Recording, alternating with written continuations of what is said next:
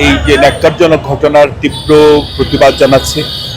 কি ভাষায় এর প্রতিবাদ জানাবো জানি না। সামনে একটি নির্বাচন, এই নির্বাচনকে বাধাগ্রস্ত করবার জন্য একটি গোষ্ঠী নানাভাবে কাজ করছে। ইতিপূর্বেও আমরা বেশ কয়েকজনকে আমরা হারিয়েছি।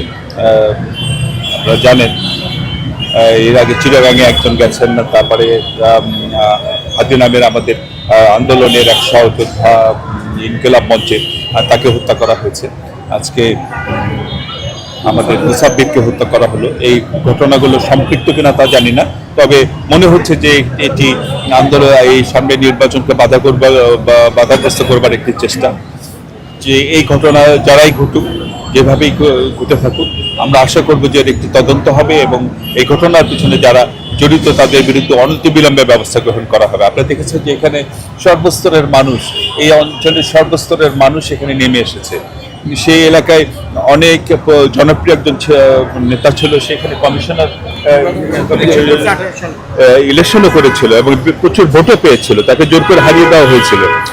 সেরকম একটা জনপ্রিয় একটা ছেলে যার আন্দোলন সংগ্রামে এত বলিষ্ঠ ভূমিকা, তাকে কারা হত্যা করলো, তাদেরকে অনতিবিলম্বে বিচারের কাঠগড়ে দাঁড় করাতে হবে।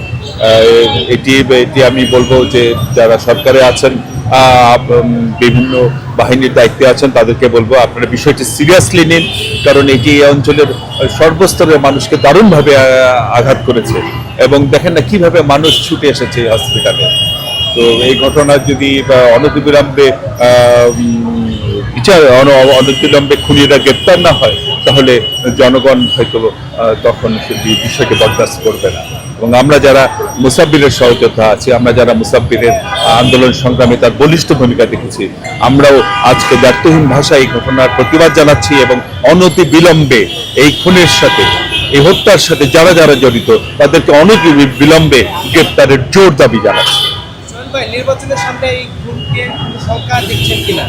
নির্বাচনের সামনে এমন ঘটনা আসলে তফসিলের পর আসলে এই ঘটনাগুলো ঘটছে। এই ঘটনাগুলো তো যতদূর আমাদের কাছে মনে হচ্ছে, ঘটনাগুলো নির্বাচনকে বাধাগ্রস্ত করবার জন্যই চেষ্টা।